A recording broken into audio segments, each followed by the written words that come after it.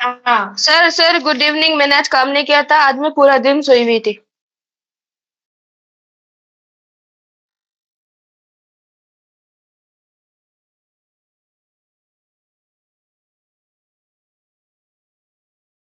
जी good evening. कोई बात नहीं। एक्चुअली मेरी जी लेफ्ट आसिफ जी जो कैसे हैं आप? मिडल फिंगर है ना सर, रिंग फिंगर, उसके अंदर ना चोट लगे ना, तो डॉक्टर के पास गई थी ना, तो मेडिसिन दिए थे, तो उस वजह से। तो आज तो मेरा दिन किधर गया मेरे को खुद को नहीं पता।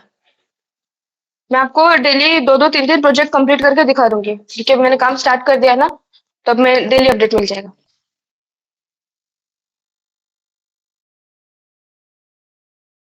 जी पवन जी कैसे हो आप? बढ़िया हूँ सर मैं। हेलो। जी बोलिए। हाँ सर ठीक हूँ, मैंने टास्क भेज दिया है। थोड़ा लेट भेजा है, 7 से 7। जी जी जी देखा मैंने अभी।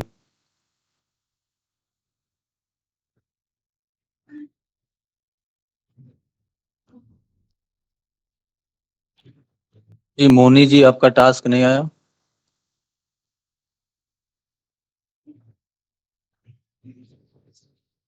हेलो। जी कर रही हूँ मैं अभी फिलहाल।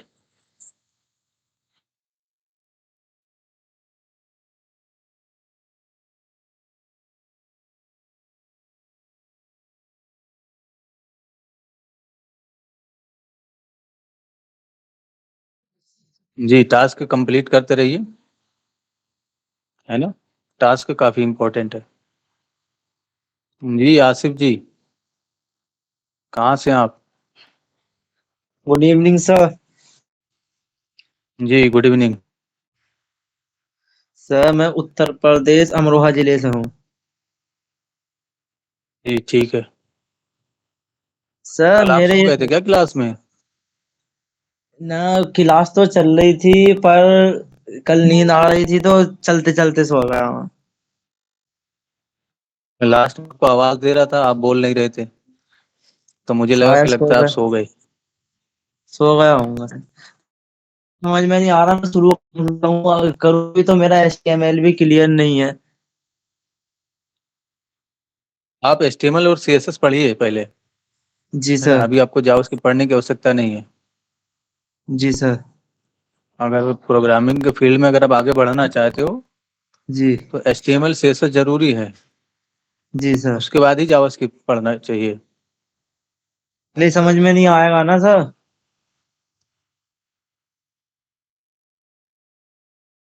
हेलो। जी क्योंकि HTML और CSS के साथ ही जावास्क्रिप्ट पढ़ा जाए तो ज़्यादा अच्छा होता है, क्योंकि जी सर। कंसोल बेस्ड लर्निंग करेंगे नहीं, जी सर। है ना? अभी देख रहे हैं टास्क वगैरह कैसे असाइन किया जा रहा है, जी। तो उसमें CSS का भी पार्ट है, HTML का भी पार्ट है, जी। जावास्क्रिप्ट का तो पार्ट है ही है। जी सर।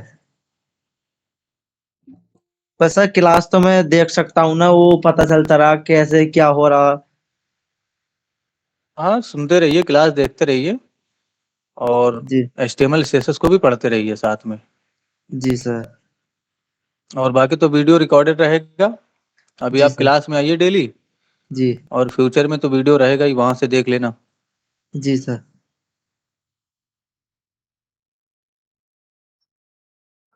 जी प्रशांत जी कैसा चल रहा है? बढ़िया है सर। एंजॉय कर रहे हैं आप? बिल्कुल सर बिल्कुल।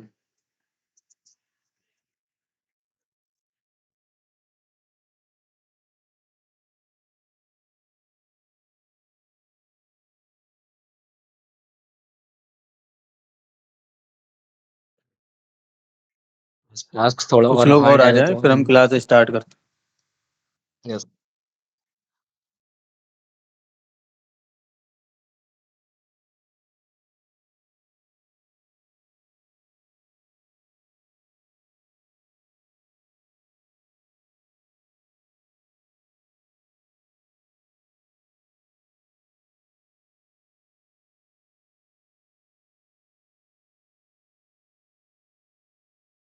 और सचिन जी कैसे हैं आप? कैसी चल रही स्टडी आपकी? तो ठीक है, चल रही थी। कुछ पढ़ रहे थे।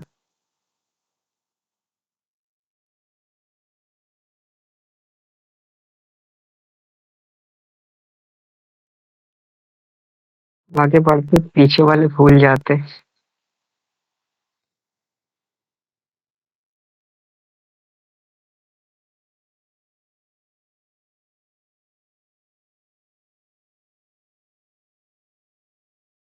भूलने का काम क्यों कर रहे हो? प्रैक्टिस रखिए, सिर्फ याद कुछ करना है नहीं। पहली बात तो याद करने का काम मत करिए, लॉजिक है ना। आपको कुछ भी याद करने की आवश्यकता नहीं है, ठीक है। नहीं सर, याद नहीं कर रहे, अपना बस पहले लॉजिक से बिल्ड अब करिए अच्छा सिर्फ। समझ में आता है। हाँ, तो कुछ अपने से भी कर लेते हैं। हाँ, वही बोल रहा हूँ कि अपने आप से चीजों को करने की कोशिश करिए और ज्यादातर करंट पे फोकस करिए, है ना। करंट से रिलेटेड प्रोजेक्ट बनाइए, सारी चीजें क्लियर हो जाएंगी। क्योंकि मेन जो काम करना होता है वो इन्हीं चीजों पे काम करना होता है। क्रिएट करना, डिलीट करना, अपडेट करना, है ना। बाकी सिंटेक्स वगैरह तो पता ही होगा आपको प्रोग्रामिंग का। इफ का कोड कैसे लिखेंगे, लूप कैसे चलाएंगे, फंक्शन कैसे बनाएंगे, वेरिएबल कैसे बनाएंगे, ये सारी चीजें तो सबको पता चल जाती हैं, लेकिन वो लॉजिकली स्ट्रांग नहीं होते हैं, इसलिए हम्म, प्रॉब्लम होता है ना, प्रोजेक्ट वगैरह बनाने में। आपको हो सकता है बहुत अच्छे से इफ के बारे में पता हो, लूप के बारे में काफी अच्छे से पता हो, एरे पता हो, ऑब्जेक्ट पता हो, वेरिएबल कैसे बनाने हैं, फंक्शन कैसे बनाने हैं, ये सारी चीजें आपको पता हो। लेकिन जब तक आपका लॉजिक क्लियर नहीं रहेगा, आप खुद से कोड नहीं कर पाएंगे, है ना।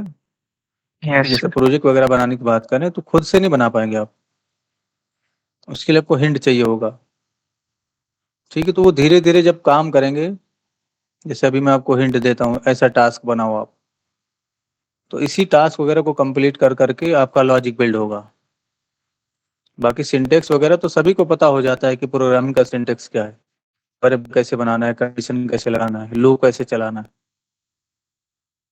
ठीक है। बाकी टास्क छोटे छोटे काम करेंगे तब सारी चीजें क्लियर होंगी और धीरे धीरे आप चीजों को पकड़ में आएंगे आपके, यानी कि जो चीजें हैं वो आप पकड़ पाएंगे फिर। हाँ, हमें यहाँ पर ऐसे काम करना चाहिए, है ना। किस तरीके से आपको काम करना चाहिए वो चीज जब आपको समझ में आने लगेगा, फिर आपको दिक्कत नहीं होगा आगे कोई भी लैंग्वेज आप सीखेंगे।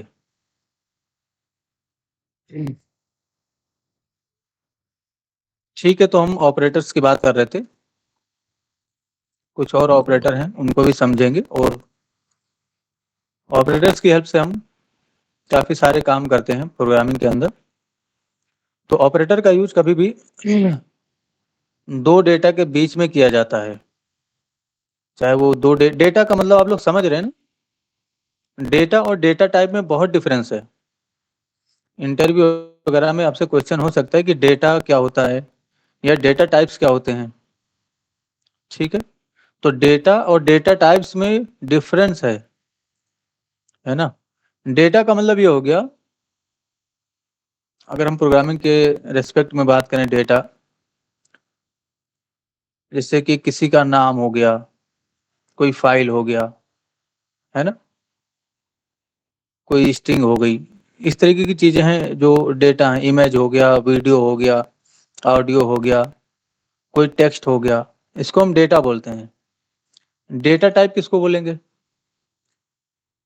डेटा टाइप, जैसे हम कल टाइप ऑफ फंक्शन के हेल्प से चेक कर रहे थे ना, कौन सा डेटा टाइप है इसका, स्ट्रिंग है, नंबर है या ऑब्जेक्ट है, इसको हम डेटा टाइप बोलते हैं। कई सारे डेटा टाइप होते हैं, Boolean data type, float data type, integer data type, है ना। इस तरीके से कई सारे डेटा टाइप होते हैं। तो डेटा टाइप और डेटा में डिफरेंट है, ठीक है।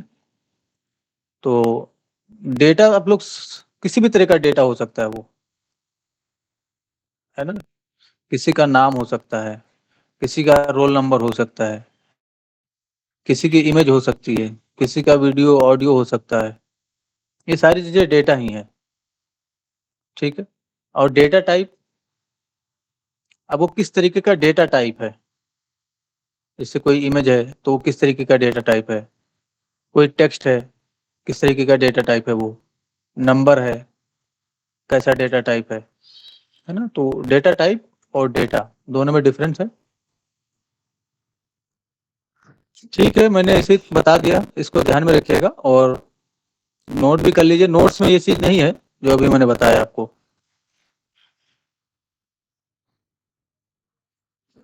ऑपरेटर्स की बात कर रहे थे हम, हमने कुछ अरिथमेटिक ऑपरेटर्स की बात कर ली थी, है ना। इंक्रीमेंट ऑपरेटर और डिक्रीमेंट ऑपरेटर रह गया था, तो इसको हम इंक्रीमेंट ऑपरेटर बोलते हैं, इसको हम डिक्रीमेंट ऑपरेटर बोलते हैं। उसके बाद हमारे कुछ असाइनमेंट ऑपरेटर हैं, इस तरीके से ये असाइनमेंट ऑपरेटर है, ये भी असाइनमेंट ऑपरेटर है, ये सारे असाइनमेंट ऑपरेटर हैं, अलग अलग केस में सारे यूज होते हैं। अभी धीरे धीरे एग्जाम्पल देखेंगे तो सारी चीज़ें आपको क्लियर हो जाएंगी। फिलहाल हम प्लस प्लस की और माइनस माइनस की बात कर लेते हैं, जो कि काफ़ी ज़्यादा यूज होते हैं जब हम लूप वगैरह चलाते हैं, ठीक है। तो ये हमारा जो है चैप्टर 10 है, JS-CH-10.html, ठीक है। इस तरीके से मैंने एक फाइल बना लिया, शिफ्ट के साथ एक्सक्लेमेशन का सिंबल दूंगा और यहाँ पर मैं JS-CH-10 ये लिख दूंगा, ठीक है। या यहाँ पर हम ऑपरेटर्स लिख सकते हैं क्योंकि हम ऑपरेटर्स को पढ़ रहे हैं। इस तरीके से मैंने यहाँ पर लिख दिया। इसके अंदर आ जाऊंगा मैं, स्क्रिप्ट टैग को इनेबल करूंगा और मैं एक वेरिएबल बना लेता हूँ जरा, लेट एक्स के नाम से, और इसमें मैंने 5 को असाइन किया, यानी कि एक्स में मैंने 5 को रखा। अच्छा, हो सकता है फ्यूचर में आपसे इंटरव्यू वगैरह में ऐसा कोई कोड लिख दें और वो आपसे बोलें कि ये जो 5 है वो कहाँ स्टोर हुआ, यानी कि ये जो 5 है वो कहाँ स्टोर हुआ, तो आपका रिप्लाई क्या होगा यहाँ पर। ऐसे ही मैंने पूछ लिया आपसे, इंटरव्यू वगैरह में ऐसे पूछ लेते हैं कभी कभी, यानी कि ऐसे एक वेरिएबल बना देंगे और बोलेंगे कि ये जो 5 है ये कहाँ स्टोर हुआ, जी बताइए कहाँ स्टोर हुआ 5 हमारा, जी ये 5 कहाँ स्टोर हुआ, मेमोरी में सर। जी ये 5 मेमोरी में स्टोर होगा, ठीक है। ये वेरिएबल में स्टोर नहीं होता है। अब ये मेमोरी किस मेमोरी में स्टोर हुआ है उसको आप इस एक्स से एक्सेस कर पाएंगे, और मेमोरी में भी कहाँ कौन सी मेमोरी में स्टोर होता है, ये टेम्परेरी होता है ना, इसलिए रैम में स्टोर होता है, ठीक है। तो ये चीज ध्यान में रखिएगा, ऐसा पूछा जा सकता है आपसे, क्वेश्चन वगैरह हो सकता है, ठीक है। तो वेरिएबल में कुछ भी स्टोर नहीं होता है, वेरिएबल तो बस एक माध्यम है इस डेटा को निकालने का, यानी कि ये सिस्टम के किसी न किसी मेमोरी ब्लॉक में स्टोर हुआ और उस मेमोरी ब्लॉक का नाम क्या है, एक्स है। अब इसी एक्स के हेल्प से आप उस मेमोरी के अंदर से डेटा निकाल पाएंगे, ठीक है ना। तो मैं इंक्रीमेंट ऑपरेटर की बात कर लेता हूं सबसे पहले। इंक्रीमेंट ऑपरेटर दो तरीके से लगाया जाता है, एक तो पोस्ट फिक्स होता है, यानी कि पोस्ट फिक्स का यूज करते हैं, एक प्री फिक्स होता है। यहीं पर मैं लिख देता हूँ, मैंने यहाँ पर नहीं लिख रखा है, नोट्स के अंदर मैंने नहीं लिखा है, तो इस चीज को आप नोट कर लीजिएगा। पोस्ट फिक्स में क्या होता है, जब भी आप पोस्ट फिक्स का यूज करेंगे तो ये जो इसमें डेटा है ना 5 आपका, ठीक है, तो पोस्ट फिक्स में हम इस तरीके से लिखते हैं, यानी कि वेरिएबल के बाद हम प्लस प्लस लगाते हैं। प्री फिक्स में क्या होता है, प्री फिक्स में हम प्लस प्लस एक्स इस तरीके से लिखते हैं, यानी कि पहले हम इंक्रीमेंट करते हैं उसके बाद वेरिएबल को डिक्लेयर करते हैं। तो दोनों में थोड़ा सा डिफरेंस है। ये क्या करता है, अगर आपने इसका यूज किया तो पहले ये इस नंबर को अगर आप चाहें तो स्टोर कर सकते हो, जैसे अगर हम यहाँ पर लेट एक वेरिएबल बनाए y के नाम से, तो इस y में ये जो नंबर है ये 5 इसमें चला जाएगा, उसके बाद क्या होगा, उसके बाद ये होगा, देखिए 5 + 1 ये हो जाएगा, ठीक है ना। यानी कि पहले ये जो 5 था वो y में चला जाएगा, उसके बाद इसमें यानी कि इसी 5 में 1 जुड़ जाएगा। ये लिखने का मतलब हो गया, ये चीज आपने लिखा है, यानी कि 5 + 1 है ना। और जो ओल्ड 5 था यानी कि ये जो पहला 5 था ये इसमें चला जाएगा। ठीक है, इसको हम प्रिंट करके देख लेते हैं। यहाँ पर मैंने कंसोल डॉट लॉग के तरीके से, और मैं x को प्रिंट करके दिखाता हूँ आपको। नोटिस करिए मैंने x को प्रिंट किया है, और एक काम करता हूँ कॉमा लाके मैं y को भी प्रिंट कर देता हूँ यहीं पर। ठीक है, और इसको हम ओपन कर लेंगे। मैंने राइट क्लिक किया और ओपन विद गूगल क्रोम, इस तरीके से कंसोल में जाएगा। इंस्पेक्ट कर लिया मैंने, कंसोल में जाऊंगा, ये देखिए तो x का वैल्यू क्या हो गया 6 और y में क्या आ गया 5, यानी कि ये जो प्रीवियस डेटा था x के अंदर अब वो y के अंदर जा चुका है और x में 1 जुड़ चुका है, यानी कि x प्लस प्लस लिखने का मतलब ये हो गया कि 5 + 1, इस तरीके से है ना। यही सेम चीज उल्टा काम करता है। अगर आप माइनस माइनस करेंगे, जैसे हमने यहाँ पर माइनस माइनस का यूज किया, तो y में क्या जाएगा, y में ये 5 जाएगा और x में क्या जाएगा 4। देखिए यहाँ पर रिलोड करके देख लेते हैं। देखिए x का वैल्यू 4 है और y का वैल्यू 5 है। ठीक है, ये तो पोस्ट फिक्स का हो गया। अगर आप प्रीफिक्स का यूज करते तो क्या होता, प्रीफिक्स में क्या होता है कि वही बात हुआ यहाँ पर भी 5 + 1 इस तरीके से। ठीक है, लेकिन y में भी 6 जाएगा और x में भी 6 जाएगा, इस तरीके से समझिए, यानी कि जुड़ जाएगा, उसके बाद इसके अंदर डेटा जाएगा। ठीक है, मैंने रिलोड किया, नोटिस करिए दोनों जगह पे 6 आया। इसी सेम तरीके से आपका माइनस माइनस भी होता है, तो दोनों में 4 ही रहेगा, ये देखिए। ठीक है, यानी कि इंक्रीमेंट हो जाएगा, उसके बाद यहाँ पर जाएगा डेटा। ठीक है ना, तो दोनों केस में क्या होगा, एक माइनस होगा, अगर आप डिक्रीमेंट का यूज करेंगे तो माइनस होगा, और इंक्रीमेंट का यूज करेंगे तो 1 जुड़ जाएगा। इसका सिंपल सा मतलब क्या हुआ कि अगर आपने x प्लस प्लस लिखा, इसका मतलब क्या हुआ 5 + 1, इस तरीके से। ठीक है, ये चीज हो गया आपका इंक्रीमेंट और डिक्रीमेंट ऑपरेटर के बारे में। अभी इसका यूज जब लूप वगैरह चलाएंगे तब आपको पता चलेगा, है ना। वैसे तो अब अलग अलग तरीके के लूप आ चुके हैं, इन सब की चीज़ों की ज़रूरत भी नहीं पड़ती है, लेकिन पहले इन सब चीज़ों का बहुत ज़्यादा यूज होता था। अभी तो अलग अलग एरे के लिए लूप चलाना है तो एरे के लिए अलग तरीके का लूप आ चुका है। अभी हमें इंक्रीमेंट और डिक्रीमेंट करने की आवश्यकता नहीं पड़ती है, लेकिन मैं फिर भी आपको करके दिखाऊंगा, कहीं ना कहीं आपको शो करूंगा इस चीज़ को कि कहाँ पर ये चीज़ यूज होता था। ठीक है, assignment operators. Assignment operator, assign का मतलब क्या हुआ, असाइन का मतलब कुछ आपने असाइन किया, ये भी आपका असाइनमेंट ऑपरेटर है। तो ये असाइनमेंट ऑपरेटर क्या कर रहा है, इस 5 को x के अंदर असाइन कर रहा है, यानी कि 5 को x में रख रहा है। ठीक है, असाइनमेंट ऑपरेटर हो गया ये आपका। अगला आपका है प्लस असाइनमेंट ऑपरेटर, यानी कि प्लस असाइनमेंट ऑपरेटर का अगर आप यूज करते हो, जैसे कि सपोज करो लेट एक वेरिएबल मैंने बना y के नाम से, और यहाँ पर मैं प्लस असाइनमेंट ऑपरेटर का यूज करता हूँ इस तरीके से, और इसके सामने मैं 10 रखता हूँ। अच्छा, यहाँ पर मैं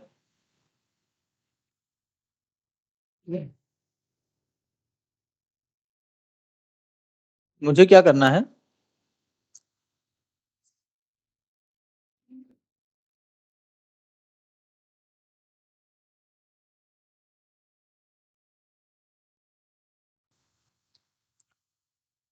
सपोज करो हमने एक वेरिएबल बनाया लेट y के नाम से, और अगर आप चाहते हो कि ये जो x है, जैसे x में क्या है अभी 5 है, ठीक है, ये भी जुड़े साथ में, और इसके साथ जैसे कि मैंने ऐसे लिखा x प्लस इक्वल्स टू 20, इसका सिंपल सा मतलब ये हो गया कि 5 + 20 है ना, यानी कि 5 + 20, इसका मतलब ये हो गया 5 + 20। तो x प्लस इक्वल टू लिखेंगे इस तरीके से, यानी कि 5 + 20। अब इसमें क्या रिजल्ट आएगा y में, यानी कि y में क्या स्टोर हो जाएगा 20। अगर हम कंसोल और डॉट लॉग करते हैं इस तरीके से, तो यहाँ पर जो है 20 प्रिंट होगा। तो ऐसा हमें मैं इसका बेहतर यूज आपको दिखाऊंगा। नोटिस करिए यहाँ पर हमने क्या लिखा 5। अच्छा मैंने 20 प्रिंट कर दिया, y प्रिंट करना चाहिए था मुझे, इसलिए तो यहाँ पर 20 आ गया था। मैंने रिलोड किया, नोटिस करिए 25 आ गया। इसका यूज मैं आपको बताता हूँ। जैसे कि कई बार आपने नोटिस किया होगा कि हमारे पास कई सारे प्रोडक्ट हम परचेज करते हैं ना, किसी का प्राइस 10 रुपीज है, 20 रुपीज है, 50 रुपीज है, ठीक है। तो उस केस में क्या करते हैं, हम एक ही बार में लूप चलाते हैं सभी के लिए और इस तरीके से उसको जोड़ते हैं। जैसे यहाँ पर पहली बार x में क्या आया, 5 आया, उसको हमने जोड़ के रखा। उसके बाद अगला क्या डेटा है, जैसे पहले से यहाँ पर 5 है, ठीक है, एक बार यहाँ पर क्या आया, फिर से 5 आया, तो 5 + 5 कितना हो जाएगा, 10, इसमें चला जाएगा। फिर यहाँ पर जो नंबर है वो चेंज हुआ, यानी कि यहाँ पर फिर से 15 आ गया, तो अब यहाँ पर 10 था, 10 + 15 कितना हो जाएगा, यानी कि 25। मैं आपको इसका एक बढ़िया सा एग्जांपल देता हूँ। मैं अभी आपको एरे नहीं पढ़ा रहा, बट मुझे एरे बनाना होगा। लेट, मैंने डेटा के नाम से एक वेरिएबल बनाया और यहाँ पर मैं एरे के अलग अलग इंडेक्स पे अलग अलग तरीके का डेटा स्टोर करता हूँ। मैंने यहाँ पर 40 स्टोर कर लिया, 50 स्टोर कर लेता हूँ और मैंने 70 स्टोर कर लिया, ठीक है।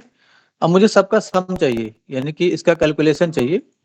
तो यहाँ पर डायनेमिक डेटा आता है, ये तो मैंने बस स्टैटिकली कुछ डेटा रख दिया एरे के अंदर, तो इसके लिए हमें लूप चलाना होगा, ठीक है ना, लूप चलाना होगा। तो लूप कैसे चलाएंगे, लेट यहाँ पर एक वेरिएबल बनाएंगे जरा टोटल के नाम से, इस तरीके से टोटल, और टोटल का वॉल्यूम 0 रखेंगे। अब इसी के अंदर हम कैलकुलेट करके रखने वाले हैं। तो एरे के लिए लूप चलाएंगे। फिलहाल मैं आपको ना लूप पढ़ा रहा हूँ और ना एरे पढ़ा रहा हूँ, ठीक है। लेट एक वेरिएबल मैंने बनाया इस तरीके से x के नाम से, और यहाँ पर मैं ऑफ कीवर्ड का यूज करूंगा और डेटा के लिए लूप चलाऊंगा। x में एक एक करके सारा डेटा आएगा, मैं क्या करता हूँ, इस टोटल को असाइन करता हूँ, ठीक है। तो कैसे लिखेंगे हम, मुझे ऐसे लिखना है, total equals to total plus equal to x, ऐसे लिख देंगे आप। तो इसका कैलकुलेशन आपको मिल जाएगा। इस लूप के बाहर आप कंसोल और डॉट लॉग कर सकते हो। किसको कंसोल करेंगे हम, टोटल को। तो मैंने ऐसे टोटल को कंसोल कर दिया, ठीक है। मैंने रिलोड किया, नोटिस करिए 172 आ गया इस तरीके से। तो इसका कैलकुलेशन जोड़िए आप लोग जरा, क्या हो रहा है, 172 आ रहा है क्या जी, हाँ 172 ही आएगा, ठीक है ना। तो इस तरीके से कैलकुलेट करते हैं जब हमारे पास अलग अलग तरीके का डेटा होता है। डायनेमिकली जब डेटा आता है तब हम इस ऑपरेटर का यूज करते हैं इस तरीके से कैलकुलेशन करने के लिए, ठीक है। मैंने बस एग्जांपल दिया है। इसी तरीके से यानी कि बाकी के सारे जो इधर लिखे गए हैं सेम उसी तरीके से काम करेंगे। जैसे कि यहाँ पर माइनस इक्वल टू है, इसका मतलब क्या हुआ कि माइनस होगा। मल्टीप्लिकेशन इक्वल टू है, इसका मतलब मल्टीप्लाई होगा। यहाँ पर मॉड्यूलर इक्वल टू है, या डिवीजन भी हो सकता है यहाँ पर, ठीक है। और डबल, यानी कि डबल मल्टीप्लाई, इसका मतलब यह हुआ कि जैसे कि लेट आपने 5 बनाया, यानी कि x इक्वल्स टू 5, ऐसे एक डेटा रखा। और अगर आपने क्या किया, लेट एक वेरिएबल बनाया y के नाम से, और आपने x double multiply equals to, इसको हम शायद एक्सपोनेंशिएशन बोलते हैं, एक्सपोनेंशिएशन, ठीक है। तो मैंने यहाँ पर 10 लिख दिया। ये हो गया। पहले तो 5 × 5 होगा, यानी कि 25, और फिर से 25 × 20, 25 × 5 हो जाएगा, यानी कि कितना वैल्यू हो जाएगा, 125। अब यहाँ पर 125 जो आया उससे इसको मल्टीप्लाई किया जाएगा, तो 125 × 10 कितना हो जाएगा, 1250 और 125, यानी कि 1375 लगभग वैल्यू आना चाहिए y का। कंसोल और डॉट लॉग कर लेते हैं तरीके से, y को चेक कर लेते हैं क्या आ रहा है। मैंने रिलोड किया इस तरीके से। अच्छा, कैलकुलेशन ज़्यादा हुआ, ठीक है। ये 5 की पावर 10 ले रहा है, मुझे लग रहा है एक बार इंटू होगा शायद। एक बार इंटू अगर हम करें तो कितना आएगा, 50। अगर हमें डबल बार इनटू करना है तो इतना ज़्यादा वैल्यू आ रहा है, बट इतना नहीं आना चाहिए। काम करते हैं, यहाँ पर मैं 4 लिखता हूँ। ठीक है, ये आ रहा है, ये तो ठीक है। अगर मैं यहाँ पर 5 लिखूँ तो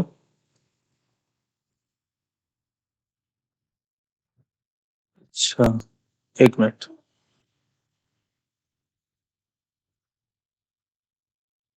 सिक्स 25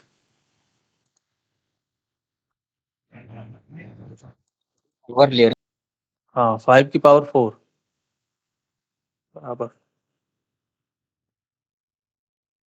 ठीक है। यानी कि अगर हम यहाँ पर 10 लिखते हैं, इसका मतलब क्या हुआ, 5 की पावर 10। ठीक है, तो इन सब चीज़ों का बहुत कम यूज होता है, इस पे हमें बात करने की आवश्यकता नहीं। उससे ज़्यादातर इस वाले ऑपरेटर का यूज होता है, यानी कि प्लस इक्वल टू का। ये सब बहुत कम, ना के बराबर। ठीक है, बहुत कम यूज केस है इन लोगों का, इसका ज़्यादा यूज होता है। ठीक है, और इस पर हम काम भी करेंगे आगे। यानी कि ये जो ऑपरेटर है हमारा प्लस इक्वल टू, इसका ज़्यादा यूज होता है प्रोजेक्ट वगैरह के अंदर, इसी पे बात करेंगे हम आगे। फिलहाल मैं इसको रिमूव करता हूँ और मैं कुछ और ऑपरेटर्स के बारे में बताता हूँ आपको। यहाँ पर कंपैरिजन ऑपरेटर है। इक्वल टू का मतलब ये हो गया कि हम दो डेटा के बीच में कंपेयर कर सकते हैं। ठीक है, इसी तरीके से अलग अलग ऑपरेटर है यहाँ पर, मैं सभी का आपको यूज करके दिखाता हूँ। लेट मैंने एक वेरिएबल बनाया, इसमें रखा मैंने 5, और लेट वाई इसमें मैंने 10 को रखा। ठीक है, तो अब हम इसमें कंपेरिजन कर सकते हैं। डायरेक्ट मैं कंसोल और डॉट लॉग करता हूँ तरीके से, और यहाँ पर मैं डिफाइन करता हूँ x इक्वल टू 5। नोटिस करें, मैंने लिखा x इक्वल टू y, लिखना था मुझे 5 नहीं। तो अभी क्या होगा, इसका रिजल्ट क्या आएगा। ठीक है, इसका रिजल्ट या तो ट्रू आएगा या तो फॉल्स आएगा। अगर कंडीशन फॉल्स हुई, क्या x y के बराबर है, नहीं है, इसका मतलब कंडीशन फॉल्स है, इसका मतलब कंसोल के अंदर फॉल्स आना चाहिए। ये देखिए फॉल्स आ गया। अगर हम x और y दोनों की वैल्यू बराबर कर दें तो अब कंडीशन ट्रू है, इसका मतलब यहाँ पर कंसोल के अंदर ट्रू आना चाहिए। ठीक है ना, तो जो कंपैरिजन ऑपरेटर हैं ये हमेशा ट्रू या फॉल्स रिटर्न करेंगे आपको। ठीक है, अगर मैं यहाँ पर नॉट इक्वल टू लगा देता, इसका मतलब क्या हुआ, क्या x y के बराबर नहीं है, बराबर है, इसका मतलब क्या होगा, फॉल्स आएगा, है ना। ये देखिए, अगर यही वैल्यू यहाँ पर 5 होता तो हमने क्या चेक किया, क्या x y के बराबर नहीं है, हाँ y के बराबर नहीं, इसका मतलब ट्रू आएगा। नोटिस करिए इस तरीके से, है ना। एक और चीज समझिए जरा, मैंने यहाँ पर लिखा इस तरीके से 5, मैंने सिंगल कोट के अंदर रख दिया 5 को, या डुअल कोट के अंदर भी रखा जा सकता है। ठीक है, और मैं इक्वल टू से कंपेयर करता हूँ। नोटिस करिए, मैंने यहाँ पर डिफाइन किया इस तरीके से x इक्वल टू y, तो रिजल्ट क्या आएगा अभी, नोटिस करिए, रिजल्ट ट्रू ही आएगा। अगर आप चाहते हो अगर मैं आपसे क्वेश्चन करूं अभी, इसका डेटा टाइप क्या होगा, इसका डेटा टाइप स्ट्रिंग होगा, इसका डेटा टाइप नंबर होगा। ठीक है, तो अगर आप चाहते हो कि वैल्यू के साथ साथ डेटा टाइप भी चेक किया जाए, यानी कि वैल्यू के साथ साथ अगर आप चाहते हो कि डेटा टाइप भी चेक किया जाए, तो आप ट्रिपल इक्वल टू लगाएंगे। यानी कि अब वैल्यू भी चेक किया जाएगा और डेटा टाइप भी चेक किया जाएगा, वैल्यू चेक किया जाएगा और डेटा टाइप दोनों चेक किया जाएगा। मैंने रिलोड किया, अभी नोटिस करिए, इसका डेटा टाइप अलग है, इसका डेटा टाइप अलग है, यानी कि वैल्यू तो सेम है लेकिन डेटा टाइप मैच नहीं कर रहा है, तो अभी फॉल्स आना चाहिए। मैंने रिलोड किया, नोटिस करिए फॉल्स आ गया। तो जब भी आपको डेटा टाइप और वैल्यू दोनों मैच करना होगा, तो ऐसा करना पड़ता है, हमें कई बार करना पड़ता है प्रोजेक्ट वगैरह के अंदर, कि डेटा टाइप भी मैच करना चाहिए और वैल्यू भी मैच करना चाहिए। तो उस केस में हम क्या करते हैं, उस केस में हम ट्रिपल इक्वल टू का यूज करते हैं। तो ट्रिपल इक्वल टू सिर्फ अकेले नहीं यूज होता है, देखिए नॉट इक्वल टू के साथ भी आप डबल इक्वल टू लगाएंगे, इसका मतलब ये हुआ कि यहाँ पर भी डेटा टाइप और डेटा दोनों चेक किया जाएगा। ठीक है, इस तरीके से, परफेक्ट। ये आपका ग्रेटर देन है, ये आपका ग्रेटर देन इक्वल टू है, ये आपका लेस देन है, लेस देन इक्वल टू है। ठीक है, तो आप यहाँ पर कंपेयर कर सकते हो। जैसे मैंने यहाँ पर इस तरीके से यहाँ पर 10 लिखा, ठीक है, और मैं यहाँ पर डिफाइन करता हूँ कि x is greater than y। तो क्या x का वैल्यू y से बड़ा है? यहाँ पर दिख रहा है हमें। अभी ये छोटा कोड है, जनरली हम नंबर पे ये सब नहीं लगाते हैं, है ना। अलग अलग प्रोजेक्ट के अकॉर्डिंग हम काम करते हैं, तो वहां पर हमें कई सारी चीजों को मैच करना होता है, कई सारी जगह पे हमें कंडीशन को या लूप को रोकना होता है। तो वहां पर हम कंपेयर करते हैं कि क्या इसका लेंथ बराबर हो चुका है इसके, या अगर यहाँ पर इस लेंथ पे अगर कुछ यानी कि हमारा जो कंपाइलर वो पहुंचा तो यहाँ पर क्या होना चाहिए, इस तरीके से कंडीशन लगाते हैं। वो जब हम छोटे छोटे प्रोजेक्ट पे काम करें आगे तो फिर आपको समझ में आएगा सब कुछ। फिलहाल मैंने यहाँ पर ये ऑपरेटर यूज किया, मैंने यहाँ पर डिफाइन किया क्या x इज बड़ा है, यानी कि x बड़ा है y से, x is greater than y। तो x इज छोटा है, यानी कि जो x है वो छोटा है y से, इसलिए अभी क्या आएगा, यहाँ पर नोटिस करिए फॉल्स आया। अगर इस चीज को हम उल्टा घुमा देते, क्या x छोटा है y से, हाँ x छोटा है y से, इसलिए यहाँ पर ट्रू आता। नोटिस करिए ट्रू आ गया इस तरीके से, ठीक है ना। अब इसी तरीके से आप ग्रेटर देन इक्वल टू का यूज कर सकते हो। क्या x जो है y से छोटा है या y के बराबर है, दोनों आप चेक करेगा, y के बराबर होगा या y से छोटा होगा। नोटिस करिए y से छोटा है इसलिए ट्रू आया, ठीक है। अब यहाँ पर अगर आप चाहते हो कि x जो है y के बराबर, यानी कि जैसे हमने यहाँ पर एक चेक किया है अभी कि क्या x जो है y के बराबर है या y से छोटा है, तो ना ही y के बराबर है, यानी कि y के बराबर नहीं है, ये y से छोटा ही है, इसलिए ट्रू आ रहा है, ठीक है। अगर y के बराबर भी कर देते तभी यहाँ पर ट्रू ही रिटर्न आएगा, क्योंकि अब ये x का वैल्यू जो है y के बराबर हो चुका है, ठीक है ना। तो दोनों चीज चेक किया जाएगा यहाँ पर। इसी तरीके से आपका ग्रेटर देन के केस में भी होता है कि ग्रेटर देन इक्वल टू आप चेक कर सकते हो से। ऐसे हमने चेक किया क्या x जो है y से बड़ा है या उसके बराबर है, तो अभी क्या है y के बराबर है इसलिए ट्रू आएगा। अगर आप y से बड़ा भी कर देते हो x को तब भी ट्रू आएगा। नोटिस करिए, यानी कि दोनों चीजें आपने चेक किया। लेकिन अगर आप y से छोटा करेंगे, जैसे हमने 9 कर दिया, तो अब यहाँ पर फॉल्स आ जाएगा, क्योंकि दोनों कंडीशन फॉल्स हो रही हैं, बराबर नहीं है और ना ही बड़ा है, इसलिए दोनों कंडीशन फॉल्स हो गया, इसलिए फॉल्स आया। तो इस पे आपको काम करना है ना, इसलिए इन चीज़ों पे ज़्यादा से ज़्यादा प्रैक्टिस करेंगे। मैं आपको बताऊंगा इससे रिलेटेड कई सारे प्रोजेक्ट हम बनाएंगे आगे, धीरे धीरे छोटे छोटे, फिर आपको क्लियर हो जाएगा सारा चीज़। उसके बाद है आपका लॉजिकल ऑपरेटर। लॉजिकल ऑपरेटर का यूज होता है, उससे पहले हम टर्नरी ऑपरेटर को पढ़ेंगे। यानी कि लॉजिकल ऑपरेटर जो यूज होता ही होता है प्रोजेक्ट के अंदर, काफ़ी सारी जगह पे ये यूज होता है, ठीक है ना। ये आपके लॉजिकल ऑपरेटर हैं सारे, इन पे हम बात करेंगे आगे। फिलहाल हम टर्नरी ऑपरेटर की बात करेंगे। टर्नरी ऑपरेटर क्या होता है, जैसे आपका कंडीशन होता है ना इफ एल्स, वैसे कुछ ये काम करता है ये जो टर्नरी ऑपरेटर है, ठीक है। जैसे सपोज करो मैं आपको एक एग्जांपल दिखाता हूँ। मैंने H1 बनाया और मैं लिख देता हूँ जस्ट फॉर कोड, इस तरीके से, ठीक है। आउटपुट देखेंगे तो हमें जस्ट फॉर कोड यहाँ पर दिखेगा, यहाँ पर नोटिस करिए दिखा, ठीक है। अब मैं H1 को यहाँ पर सेलेक्ट करके ले आता हूँ, लेट एक वेरिएबल बनाता हूँ जरा H1 के नाम से, और यहाँ पर डॉक्यूमेंट डॉट क्वेरी सिलेक्टर का यूज कर लेता हूँ और डायरेक्ट मैं H1 को डिफाइन कर दूंगा। तो मैंने ऐसे H1 को डिफाइन कर दिया, टर्मिनेट करेंगे, ठीक है। यहाँ पर मैं सब कुछ हटा देता हूँ, मैं ऐसे चेक करता हूँ H1 डॉट इनर HTML या इनर टेक्स्ट का यूज कर लीजिए। मैंने चेक किया क्या इसके बराबर है, मैंने चेक कर लिया ऐसे, यानी कि इसको मैं कंपेयर कर रहा हूँ अभी, क्या इसके अंदर जो टेक्स्ट है H1 के अंदर क्या इस टेक्स्ट के बराबर है। अगर इस टेक्स्ट के बराबर है तो टर्नरी ऑपरेटर का मैं यूज कर रहा हूँ यहाँ पर, ये टर्नरी ऑपरेटर है। क्या करना चाहे तो वो यहाँ पर करिए आप। तो मैं चाहता हूँ कि जो H1 है उसमें स्टाइल लगे और उसका जो कलर है वो ग्रीन हो जाए, तो कलर इक्वल टू ऐसे ग्रीन डिफाइन कर देंगे।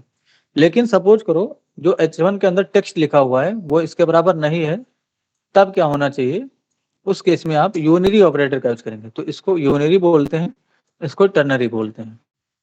यहाँ पर आपका कभी भी ट्रू रिजल्ट होगा और यहाँ पर फॉल्स रिजल्ट होगा, ठीक है।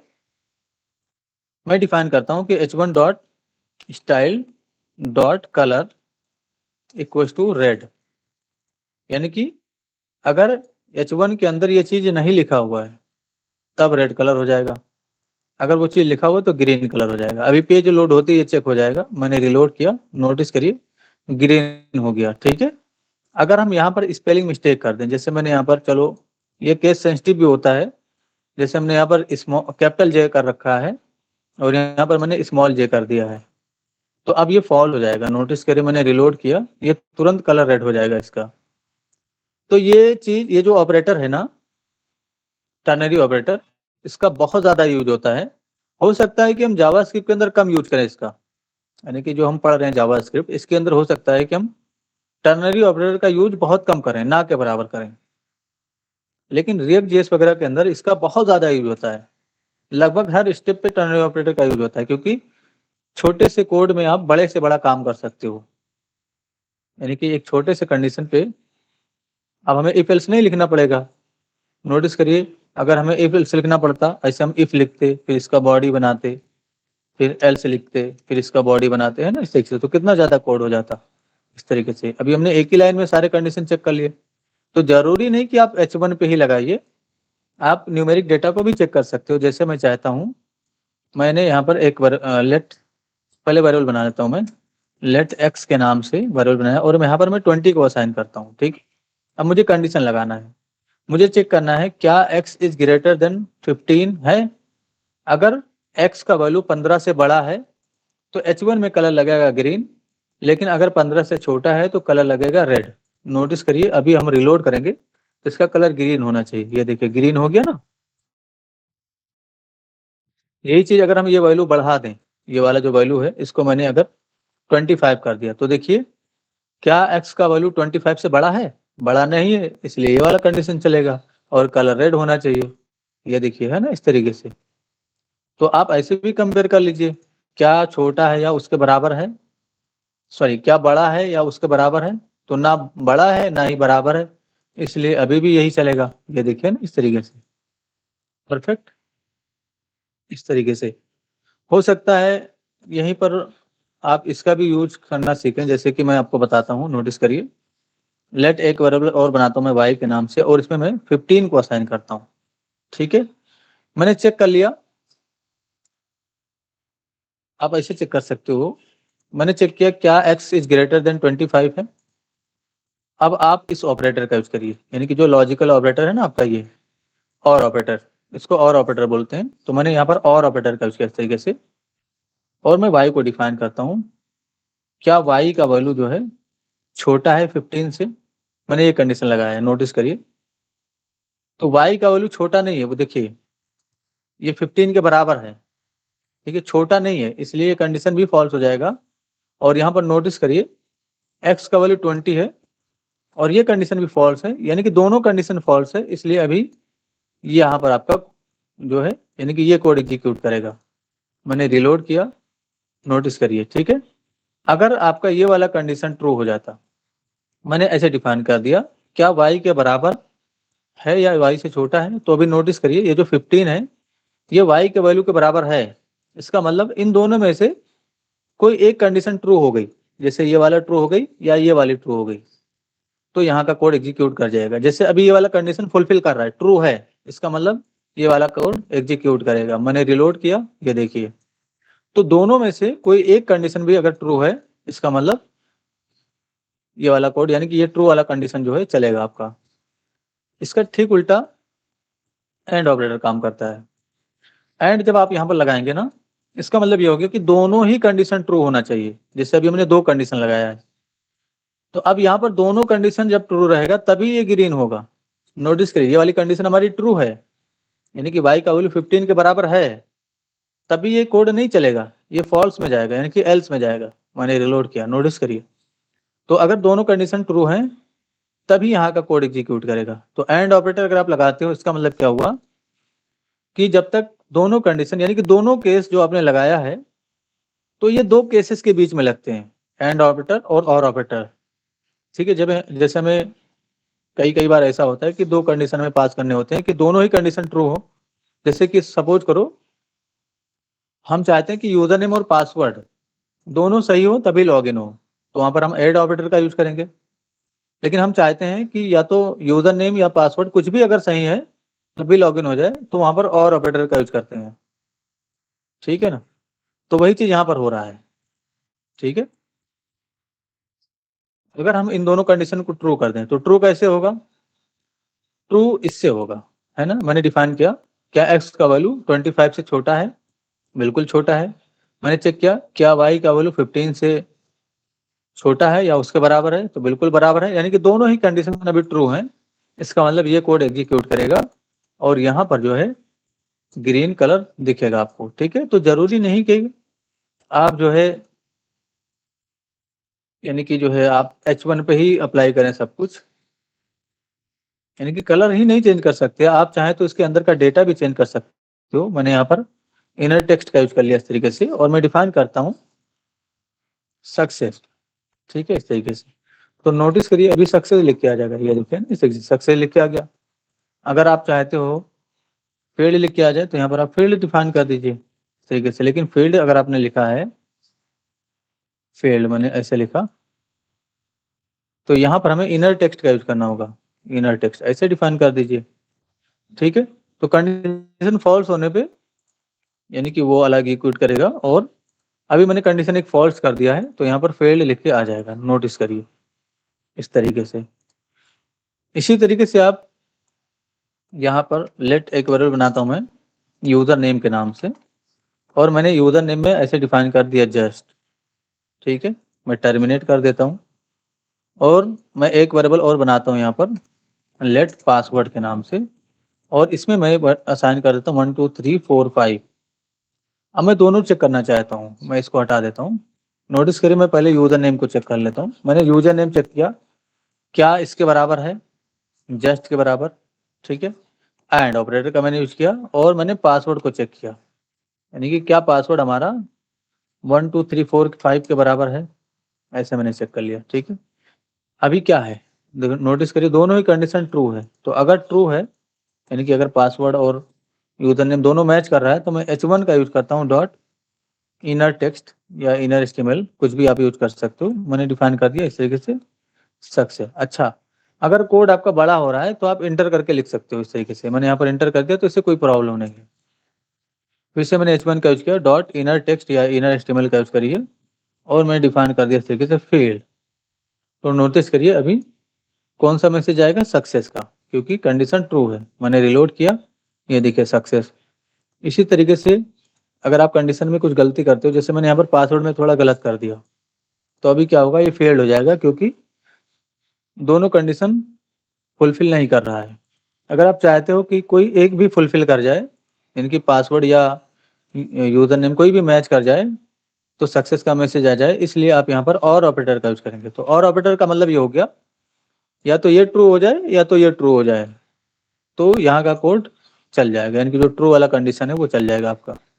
मैंने रिलोड किया, नोटिस करिए अभी हमारा एक कंडीशन फुलफिल कर रहा था, इसलिए सक्सेस का मैसेज आ गया। ठीक है ना, तो यहाँ पर आप नॉट ऑपरेटर के साथ भी कंपेयर कर सकते हो, ऐसे नॉट। ठीक है, तो हमने चेक किया नॉट क्या जस्ट के बराबर नहीं है, और मैंने और ऑपरेटर का यूज किया, और यहाँ पर मैं चेक कर लेता हूँ फिर से नॉट क्या पासवर्ड इसके बराबर नहीं है, यानी कि यहाँ पर जो पासवर्ड है क्या इसके बराबर नहीं है। तो दोनों नोटिस करिए, यानी कि ये है और ये नहीं है। ठीक है, अगर हम इसको भी ठीक कर दें जैसे मैंने ऐसे कर दिया, तो अभी क्या होगा, यानी कि नोटिस करिए हमने क्या चेक किया है, नॉट जस्ट, जबकि ये है। ठीक है, और यहाँ पर मैंने किया नॉट दिस पासवर्ड, जबकि दोनों पासवर्ड और ये दोनों मैच कर रहा है। इसका मतलब क्या हुआ, आपने कंडीशन को गलत कर दिया जानबूझकर, इसका मतलब ये कोड एग्जीक्यूट करेगा। ठीक है, भले ही आपका कंडीशन ट्रू है, बट आपने जानबूझ के उस कंडीशन को गलत कर दिया है, यानी कि नॉट लगा दिया है क्या इसके बराबर नहीं है। तो अब ये क्या चेक करेगा, क्या इसके बराबर नहीं है, नहीं है, तब यहाँ का कोड एग्जीक्यूट करेगा। जैसे मैंने यहाँ पर गलत कर दिया, अब ये नहीं है ना इसके बराबर, इसलिए अब ये कोड एग्जीक्यूट कर जाएगा, क्योंकि और ऑपरेटर लगा हुआ है, इससे मतलब नहीं है। यानी कि कोई इन दोनों में से कोई भी एक फुलफिल कर गया तो यहाँ को कोड एग्जीक्यूट कर जाएगा। मैंने रिलोड किया, ये देखिए सक्सेस का मैसेज आ गया। ठीक है, अगर एंड ऑपरेटर लगा होता, ये देखिए मैंने एंड ऑपरेटर लगा दिया, अब क्या होगा, अब दोनों कंडीशन ट्रू मांगे गए, अगर दोनों कंडीशन ट्रू हैं तभी ये कोड चलेगा, अदरवाइज ये चलेगा। तो अभी यही चलना चाहिए, मैंने रिलोड किया, नोटिस करिए। ठीक है, अब मैं पासवर्ड को भी गलत कर देता हूँ, यानी कि दोनों ही मैंने गलत कर दिया। अब मैं रिलोड करूँ तो देखिए सक्सेस का मैसेज आएगा, क्योंकि हमने नॉट इक्वल टू लिखा है, ये देखिए। तो नॉट इक्वल टू का मतलब ये हो गया कि ये इससे नहीं मैच करेगा, यानी कि अगर ये दोनों मैच करेगा तो यहाँ का कोड एग्जीक्यूट नहीं करेगा। देखिए अभी यहाँ पर गलत है, यानी कि यहाँ पर कुछ और है, यहाँ पर कुछ और है, यहाँ पर कुछ और है और यहाँ पर कुछ और है। तो ये चीज लिखने का मतलब ये हो गया कि यहाँ पर आप ये चीज लिख रहे हो, पासवर्ड के जगह पे 1 2 3 4 5 यहाँ पर आएगा, और जहाँ पर आप यूजर नेम लिख रहे हो वहाँ पर क्या आएगा, ये जस्ट आएगा, यहाँ पर जस्ट आया और ये इससे मैच किया जाएगा दोनों। तो क्या दोनों इसके बराबर नहीं है? बिल्कुल नहीं है, इसलिए ये ट्रू रिजल्ट चलेगा आपका। ठीक है, तो टर्नरी ऑपरेटर आसान है, बस आपको यूज करना आना चाहिए। तो धीरे धीरे आप सारी चीजें सीख जाएंगे, कैसे क्या यूज करना है, पेशेंस रखना है थोड़ा आपको। ठीक है, हो सकता है कि यहाँ पर आपको ऑपरेटर्स में थोड़ा सा इशू हुआ हो, समझाने में मैं हो सकता है मैं असमर्थ रहा हूँ, तो मैं इस पर कल फिर से बात कर लूंगा एक और बार, आपको टेंशन लेने की आवश्यकता नहीं है। ठीक है ना, मैं इस ऑपरेटर को आपको अच्छे से समझा दूंगा। थोड़ा मुझे प्रिपरेशन करने का मौका नहीं मिला, इसलिए मैं थोड़ा समझ नहीं पाया इसको। वैसे इन चीज़ों का यूज होता नहीं है, बहुत कम यूज होता है। आज तक मेरे करियर में मैंने इन ऑपरेटर का यूज नहीं किया, इसका मैंने बहुत ज़्यादा यूज किया है। ठीक है, अलग अलग केस में यही दोनों लगभग ज़्यादा यूज होते हैं। हाँ, इसका भी यूज होता है कभी कभी, बट इन चीज़ों का यूज ना के बराबर होता है, बट फिर भी हम सीखेंगे। ठीक है, तो मैं इसको आपको कल वाले लेक्चर में एक्सप्लेन कर दूंगा। और इधर के जो टॉपिक होंगे वो काफ़ी इंटरेस्टिंग होंगे, क्योंकि अब आपके कंडीशन, लूप, इन सब पे हम बात करने वाले हैं। एरे हो गया, ऑब्जेक्ट हो गया, है ना। तो धीरे धीरे हम इन चीज़ों की तरफ बढ़ेंगे, और आप लोग छोटे छोटे काफ़ी सारे प्रोजेक्ट बनाने वाले हो। उसके बाद हम बड़े प्रोजेक्ट की बात करेंगे, यानी कि जो हो सकता है हम उसमें 15-20 दिन काम करें एक ही प्रोजेक्ट के अंदर। ठीक है ना, तो पेशेंस रखना है, और आप लोगों को जो टास्क असाइन किया जा रहा है डेली, उसको कंप्लीट करते हुए रहना है। जरूरी नहीं कि मैंने आज ये पढ़ाया है तो मैं इसी से रिलेटेड आपको टास्क दे रहा हूँ, ऐसा जरूरी नहीं है। हाँ, जो मैं पढ़ा चुका हूँ उसी से रिलेटेड टास्क दूंगा आपको। ठीक है, टास्क आपका जो है आज का क्या है देख लीजिए जरा। ठीक है, ठीक है, ये देखिए टास्क आपका ये है ना। यहाँ पर हम कुछ भी बना सकते हैं, यानी कि अगर हम इनपुट फील्ड बनाना चाहें, ऐसे मैंने लिखा इनपुट, और यहाँ पर मैं टाइप में लिख देता हूँ पुश टू कलर। ठीक है, और इसको मैं ऐसे क्लोज कर दूंगा। रन कोड पे क्लिक करेंगे तो यहाँ का कोड एग्जीक्यूट करेगा। अभी ये H1 ऊपर की तरफ प्रिंट हुआ है और कलर का ऑप्शन आ गया। इसी तरीके से आप और भी कुछ पी टैग वगैरह भी बना सकते हो। जैसे मैंने यहाँ पर इनपुट टाइप में रेंज दिया, तो रेंज वाला इनपुट फील्ड आ जाएगा इस तरीके से, है ना। इसी तरीके से मैं डेट देता हूँ तो डेट वाला फील्ड आ जाएगा। यानी कि आपको एक कोड एडिटर बनाना है छोटा सा, इधर कोड करेंगे और उसका आउटपुट इधर दिखेगा इस तरीके से। ठीक है, तो ये कोड एडिटर है, सिंपल सा। ठीक है, बहुत आसान है। थोड़ा सा आप लोग जो भी आपने पढ़ा है उसी में चीज़ों को ढूंढेंगे तो मिल जाएगा, और आप जो है आसानी से इसको बिल्ड कर पाएंगे। ठीक है, फिलहाल मैं एक चीज़ आपको क्लियर कर देता हूँ कि यहाँ का जो ये जो एरिया है ये टेक्स्ट एरिया है ना। ये टेक्स्ट एरिया से ही बनेगा, और इसको उसी से बनाइएगा, टेक्स्ट एरिया से। ये देखिए टेक्स्ट एरिया है ना ये, तो इसको टेक्स्ट एरिया से ही बनाइएगा। और ये जो कोड है ना, यानी कि जो जैसे हम यहाँ पर लिखते हैं ना शिफ्ट के साथ एक्सक्लेमेशन, तो HTML5 का कंप्लीट स्ट्रक्चर आ जाता है। ये स्ट्रक्चर जो आता है उसको आपको as it is text area के अंदर रख देना है, तो वो ऑटोमेटिक आपको यहाँ पर दिखेगा बॉडी का कोड। आप बॉडी के अंदर जो भी कोड करेंगे उसको आपको यहाँ पर शो करना है। ठीक है, जैसे मैं यहाँ पर अगर कोई H2 बनाता हूँ इस तरीके से, सपोज करो मैंने H2 बनाया और यहाँ पर मैं ऐसे लिखता हूँ आलोक कुमार, और H2 को मैं ऐसे क्लोज कर देता हूँ। यहाँ पर मैं H2 लिखूंगा। ठीक है, यहाँ पर क्लिक करेंगे, ये देखिए आलोक कुमार लिख के आ गया टेक्स्ट, ठीक है, परफेक्ट। तो ये चीज आपको करना है, यानी कि एक कोड एडिटर बनाना है, आसान कोड है, थोड़ा सा दिमाग लगाइए और अपना कोड एडिटर बनाइए, ठीक है। डिजाइनिंग बेहतर रखेंगे, ऐसा ना हो कि आप बस कुछ भी बना के भेज रहे हो, डिजाइन पे मैं ज्यादा फोकस करता हूँ, ठीक है। तो एटलीस्ट अगर आप इससे अच्छा नहीं बना सकते तो ऐसे बना दीजिए, यानी कि अगर आप इससे अच्छा नहीं बना सकते तो एटलीस्ट ऐसा तो बनाइएगा ही, समझ रहे हैं ना आप लोग इस चीज को। तो इसका स्क्रीनशॉट लीजिए और ग्रुप में भेज दीजिए, ये आपका टास्क है। जी जी सर। Okay, thank you.